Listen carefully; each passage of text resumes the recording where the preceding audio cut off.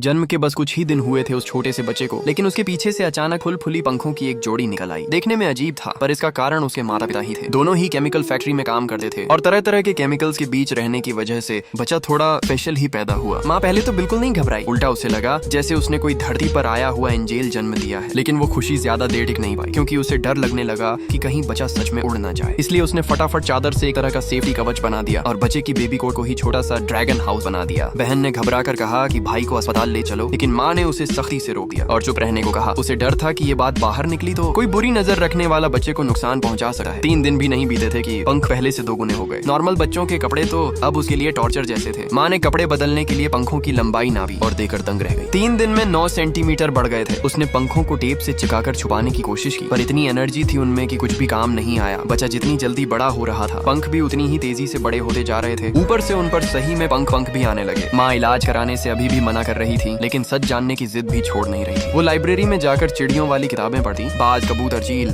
सबके पंख स्टडी कर डाले। मार्केट में जाकर टर्की के पंखों को उलट पलट कर देखती रहती, और सबसे जरूरी बच्चे को कहीं टकराने से बचाना। उसने उसके चारों तरफ मुलायम फोम लपेटा और एक छोटा सा हेलमेट भी दिला दिया, और फिर वो पंख वाकई अपना कमाल दिखा गए। बच्चा सच में उड़ने लगा। छोटा इतना खुश था कि पूछो मत। जैसे ही वो छत के लैंप को छूने लगा, माँ डर गई कहीं गर्मी से हाथ न जल जाए। उसने बहन को बोला फटाफट लाइट बंद करो, लेकिन बच्चा तो जैसे रोशनी का दीवाना था, सीधा खिड़की की तरफ उड़ गया। थोड़ा सा पंख छिल गया, पर माँ ने दवा लगा दी और बात खत्म। इस छोटे एंजल के आने के बाद घर में जैसे किस्मत ही खुल गई थी। माँ ने ऐसे ही मजाक मजाक में लॉटरी का टिकट खरीदा और सच में जैकपॉट लग गया। माँ बच्चे को लेकर शॉपिंग करने गई, पर बस एक पल के लिए पीछे मुड़ी और बच्चा गायब। जमीन पर सिर्फ उसकी वो जैकेट पड़ी थी जो पंखों को ढकी थी। माँ समझ गई कि बहुत बड़ा गड़बड़ हुआ है। उसने ऊपर देखा और सच में छोटा सा रिकी अपने नन्हे पंख फड़फड़ाते हुए शॉपिंग मॉल की छत के पास उड़ रहा था।